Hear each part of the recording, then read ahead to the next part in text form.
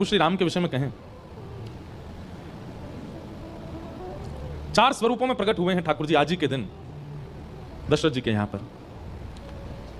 यहां भरत जी भी ठाकुर जी हैं, लक्ष्मण जी भी ठाकुर जी हैं, शत्रुघ्न जी भी ठाकुर जी हैं, चारों ठाकुर हैं। किंचित भी भेद नहीं है, बस उनके धर्म में भेद है, स्वधर्म भेद, प्रेम में भेद नहीं कहेंगे, थोड़ा परिवर्तन है। श्रेष्ठ और अति श्रेष्ठ और अति अति श्रेष्ठ ऐसा स्वभाव है।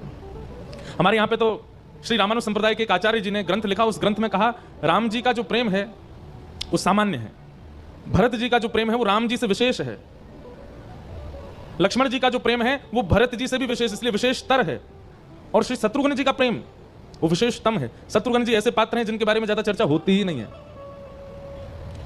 पर राम अवतार में यदि सबसे बड़ा प्रेमी यदि कोई है तो वो श्री शत्रुघ्न जी महाराज। राम जी का धर्म क्या है? विशेष। कैसे? सामान्य।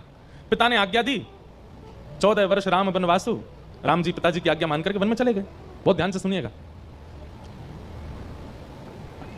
लेकिन राम जी से भी ज्यादा विशेष प्रेम किसका है? भरत जी का। नहीं, राम जी से विशेष लक्ष्मण जी, लक्ष्मण जी से विशेष भरत, और भरत से विशेष शत्रुघ्न। राम जी से विशेष लक्ष्मण जी क्यों हैं? राम जी तो पिताजी की आज्ञा मान करके वन में जा रहे हैं, लेकिन लक्ष्मण जी को राम जी आज्ञा करते हैं। बहुत सुंदर प्रसंग है, ज्यादा विस्तार नहीं करना मुझे, साल में एक ही बार राम कथा करते हैं हम, बहुत आनंद आता है। तो राम जी बोलते हैं लक्ष्मण जी से कि लक्ष्मण, पिता की अनुपस्थिति में बड़े पुत्र को राज्यपाट संभालना चाहिए, और बड़े पुत्र की अनुपस्थिति में छोटे पुत्र को पूरे राज्य की रक्षा का दायित्व होता है। पिताजी अभी अचेत अवस्था में हैं, वो अयोध्या संभाल नहीं पाएंगे, और मुझे 14 वर्ष के लिए वन में जाना है। भरत और शत्रुघ्न दोनों अपने नानी के घर गए, मामा के यहां गए हैं। बच्चे तुम्हें आज्ञा देके जाता हूं कि मैं 14 वर्ष के लिए वन जा रहा हूं, अयोध्या का ध्यान रखना, माताजी का ध्यान रखना, पिताजी का ध्यान रखना, सब कुछ व्यवस्थित करके रखना।